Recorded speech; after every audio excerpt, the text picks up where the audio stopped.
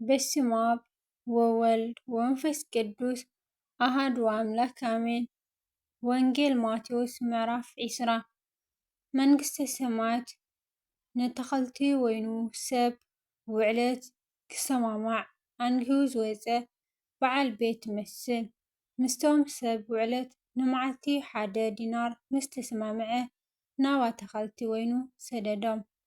ብሳልሰይቲ ሰዓት ኣቢሉ ምስ ወፀ ካልኦት ከዓ ዕዮ ዘይብሎም ኣብ ዕዳጋ ደው ኢሎም ረኣየ። ንኣታቶም ከዓ ንስኻትኩም እውን ናብቲ ኣተኸልቲ ወይኒ ኪዱ እሞ እቲ ዝግባእ ክህበኩም እየ በሎም። ንሳቶም ከዓ ከዱ። ከም ብሓዱሽ ድማ ብሳድሰይቲ ሰዓትን ብታሽዐይቲ ሰዓትን ኣቢሉ ወፂኡ ከምኡ ገበረ። ብመበል 11 ሰዓት ወፂኡ ካልኦት ደው ኢሎም ረኸበ። ንምንታይ ከም ሙሉእ መዓልቲ ብዘይ ዕዮ ኣብዚ ደው እትብሉ በሎም። ንሳቶም ውዕለት ዘይናውዕለና ስኢንና በልዎ። ንሱ ንስኻትኩም ድማ ናብቲ ኣተኸልቲ ወይኒ ኪዱ እቲ ዝግባእ ከዓ ትወስዱ በሎም። ምስ መሰየ እቲ በዓል ኣተኸልቲ ወይኒ ንኣዛዚ ቤቱ ነቶም ሰብ ውዕለት ፀዋዓዮም። ካብ ዳሕሮት ጀሚርካ ከዓ ክሳዕ እቶም ቀዳሞት ውዕለቶም ሃቦም በሎም። እቶም ሰብ በዓል 11 ሰዓት ቀሪቦም ደዲናሮም ተቐበሉ። እቶም ቀዳሞት ምስ ቀረቡ ግና ዝበዝሕ ዝቕበሉ መሰሎም። ንሳቶም ከዓ ደዲናሮም ተቐበሉ። ምስ ተቐበሉ በቲ በዓል ቤት ኣዕዘምዘሙ። ነዞም ሓንቲ ሰዓት ጥራይ ዝዓየዩ ዳሕሮት ንሕና ድኻም መዓልትን ዳህርን ዝፆርና ምሳና ኣደለደልካዮም በልዎ።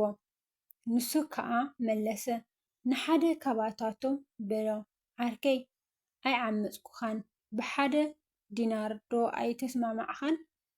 ዝብፅሓካ ዳ ሒዝካ ኪድ።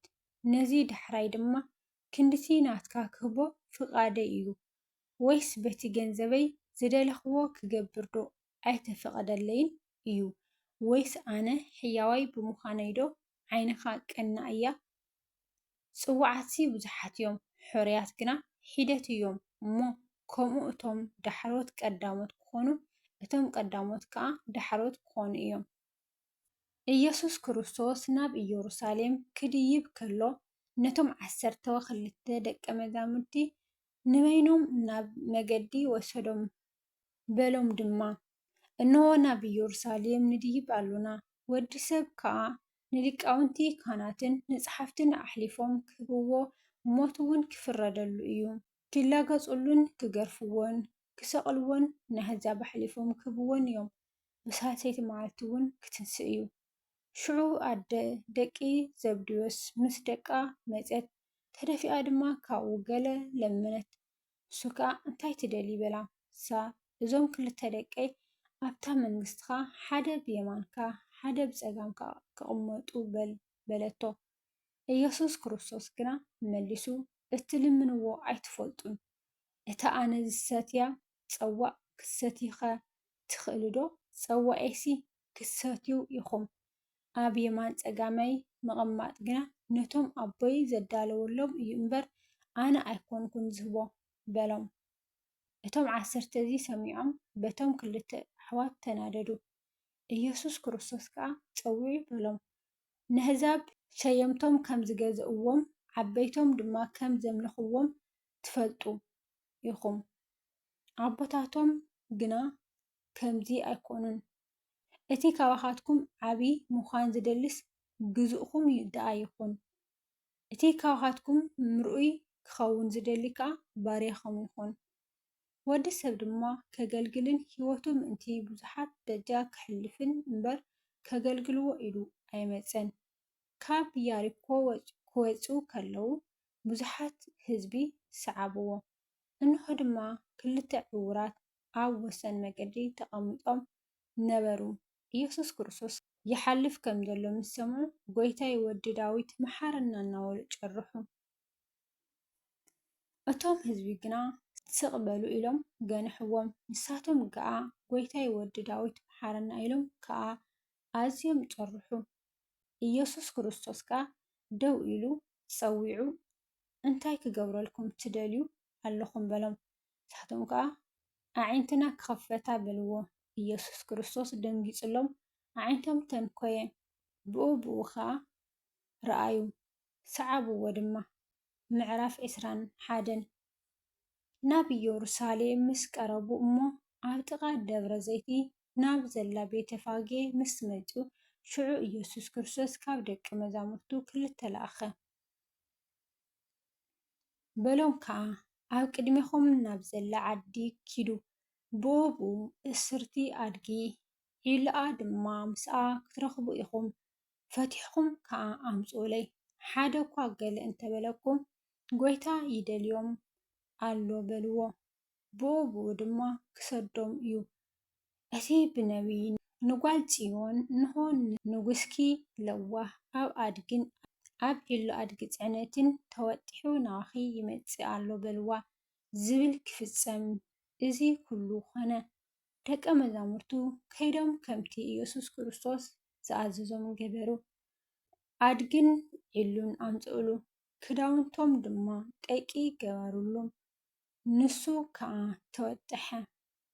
ካብቶም ህዝቢ ዝበዝሑ ክዳውንቶም ኣብ መገዲ ኣንጽፉ፣ ካልኦት ድማ ካብ ኣእዋም ጨጨንፈሩ እናሰልዑ ኣብ መገዲ ነስነሱ። ቀቅድሚኡ ዝኸዱ ደድሕሪኡ እውን ዝስዕቡ ህዝቢ ዓው ኢሎም ሆሳእና ንወዲ ዳዊት ብስም እግዚኣብሔር ዝመጽእ ብሩኽ እዩ ሆሳእና ኣብ ኣርያም በሉ። ናብ ኢየሩሳሌም ዝኣተወ እታ ከተማ ብዘላ መን እዩ እዚ ኢላ ተባዓለት። እቶም ህዝቢ ድማ እዚ ነቢይ ኢየሱስ ክርስቶስ በዓል ናዝሬት ናይ ገሊላ እዩ በሉ። ኢየሱስ ናብ መቕደስ ኣምላኽ ኣተወ።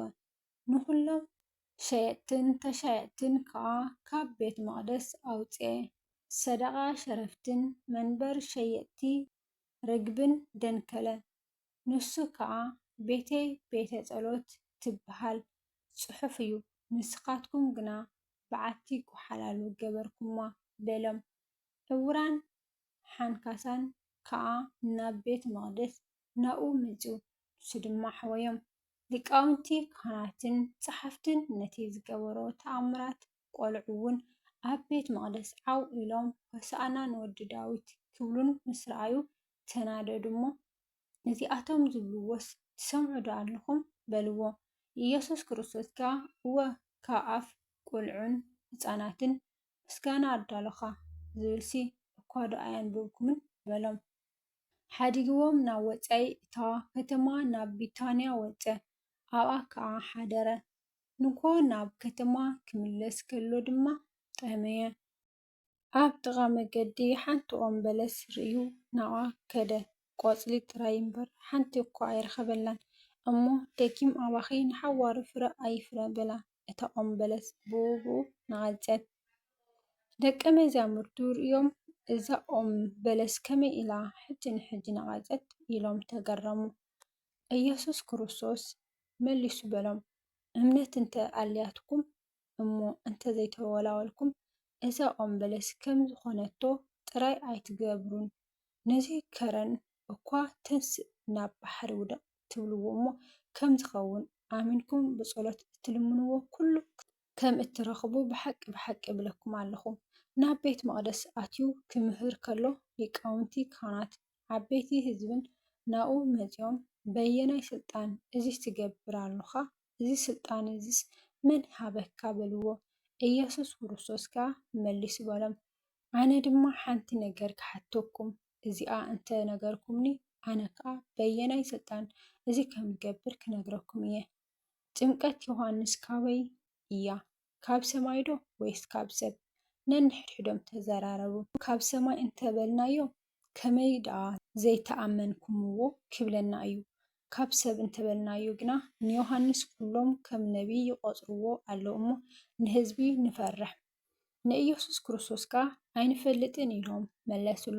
ንሱ ድማ ኣነ ከዓ በየናይ ስልጣን እዚ ከም ዝገብር ኣይነግረኩምን በሎም። ግናኸ እንታይ ይመስለኩም? ሓደ ሰብኣይ ክልተ ደቂ ነበርዎ። ናብቲ ቀዳማይ ቀሪቡ ወደይ ሎሚ ናብኣ ተኸቱ ወይነይ ውፈር እሞ ዕየ በሎ። ንሱ እምቢ ኢሉ መለሰሉ። ድሓር ግና ተጣዒሱ ወፈረ። ናብቲ ካልኣይ ቀሪቡ ከምኡ በሎ። እሱ ከዓ ሕራይ ጎይታይ ኢሉ መለሰ። ግናኸ ኣይወፈረን። ካብ ክልቲኦም ኣየናትዮም ፍቓድ ኣቦኡ ዝገበረ? ንሳቶም ከዓ እቲ ቀዳማይ በልዎ።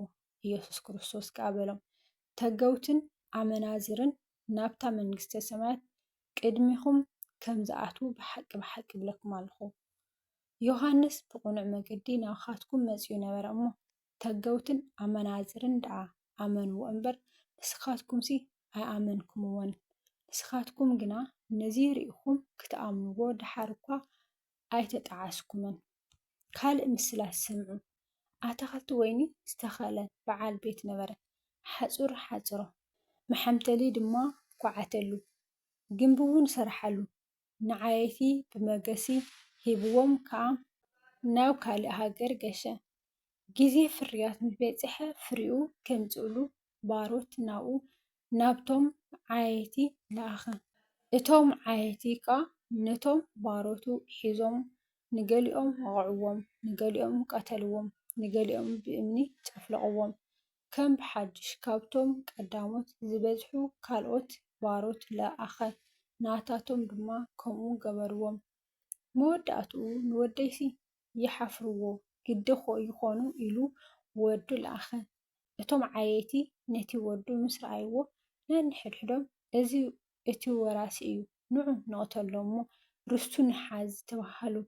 ሒዞም ካብ ቦታ ኣታኽልቲ ወይኒ ንወፃኢ ኣውፂኦም ቀተልዎ። እቲ ጎይታ ኣታኽልቲ ወይኒ ምስ መፀ ነቶም ዓየይቲ እቲኦም እንታይ ክገብሮም እዩ? ንሳቶም ከዓ ነቶም ክፉኣት ብክፉእ የጥፍኦም። እቲ ኣታኽልቲ ወይኒ ከዓ ፍሪኡ በቢግዚኡ ንዝህቡ ካልኦት ዓየይቲ ብመገስ ይህቦም በልዎ። ኢየሱስ ክርስቶስ ከዓ በሎም እቶም ነደቕቲ ዝነዓቕዎ እምኒ ንሱ ርእሲ መኣዝን ኮነ። እዚ ካብ እግዚኣብሔር ኮነ።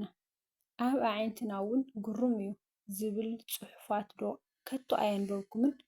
ስለዚ ድማ እታ መንግስቲ ኣምላኽ ካባኻትኩም ክትውሰድ ፍሪኣ ንዝፈሪ ህዝቢ እውን ክትወሃብ እያ እብለኩም ኣለኹ።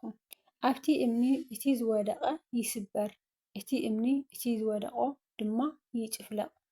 ሊቃውንቲ ካህናትን ፈሪሳውያንን ምስላታቱ ምስ ሰምዑ ብዛዕባኦም ከም እተዛረቦ ኣስተውዓሉ። ክሕዝዎ ድማ ደለዩ። ግናኸ ኣብቶም ህዝቢ ከም ነቢይ ነበረ እሞ ናታቶም ፈርሑ። ምዕራፍ 22 ኢየሱስ ክርስቶስ መለሰ ከም ብሓዱሽ ድማ ብምስላ ከምዚ ኢሉ ነገሮም። መንግስተ ሰማያት ንወዱ መርዓ ዝገበረ ንጉስ ትመስል። ነቶም ናብ መርዓ እተዓደሙ ክፅውዑ ባሮቱ ለኣኸ። ግናኸ ምምፃእ ኣበዩ። ከም ብሓዱሽ ድማ ነቶም ዕዱማት እንሆ መኣደይ ኣዳለኹ፣ ስባሕተይን ኣስዋረይን ሓሪደ ኩሉ ተዳልዩ ኣሎ እሞ ናብ መርዓ ንዑ በልዎም ኢሉ ካልኦት ባሮት ለኣኸ። ንሳቶም ግና ሸለል ኢሎም ገሊኦም ናብ ግራቶም ገሊኦም ከዓ ናብ ነግዶም ከዱ። እቶም ዝተረፉ ከዓ ነቶም ባሮቱ ሒዞም ኣዋረድዎም ቀተልዎምን። እቲ ንጉስ ተቖጥዐ፣ ጭፍርኦ ልኢኹ ነቶም ቀተልቲ ኣጥፍአ፣ ከተማኦም ድማ ተኰሰ። ሽዑ ንባሮቱ እቶም ዕዱማት ደኣ ዘይብቑዓት ኮይኖም እምበር መርዓስ ዝተዳለወ እዩ፣ ደጊሙ ናብ ቀራና መገዲ ኪዱ እሞ ንዝረኸብኩምዎ ዘበለ ናብ መርዓ ፀውዑ በሎም። እቶም ባሮት እቲኦም ናብ መገዲ ወፂኦም ዝረኸብዎ ዘበለ ንሕሱማትን ንሕያዋትን ኣከብዎም። እቲ ዳስ መርዓ ብተቐማጦ መልአ። እቲ ንጉስ ድማ ነቶም ተቐማጦ ክርኢ ምስ ኣተወ ክዳን መርዓ ዘይተኸደነ ሰብኣይ ረኣየ እሞ ኣተዓርኪ ከመይ ከ ክዳን መርዓ ዘይብልካ ናብዚ ኣተኻ በሎ። ንሱ ግና ኣጽቀጠ። ሽዑ እቲ ንጉስ ንገላኡ በሎም ኣእዳውን ኣጋሩን ኣሲርኩም ኣብ ናይ ወፃኢ ጸልማት ደርቢዎ፣ ኣብኡ ብኽያት ምሕርቃ ማስናንን ይኹን። ጽዋዓትሲ ብዙሓት እዮም፣ ሕሩያት ግን ሒደት እዮም። ድሕሪዚ ፈሪሳውያን ከይዶም ከመይ ገይሮም ብዘረባ ከም ዝጠልፍዎ ተማኸሩ። ስለ ቃላቱ ናይ ቃላቱ በዓል ቤት እግዚኣብሔር ኣምላኽና ዝኸበረን ዝተመስገነን ይኹን። ዝወደቐ ዝነደበ ብኣፈ ቅዱሳን ይተኣርመለይ። ወስብሐት ለእግዚአብሔር ልዑል ወለወላዲቱ ድንግል ወለመስቀሉ ክቡር አሜን።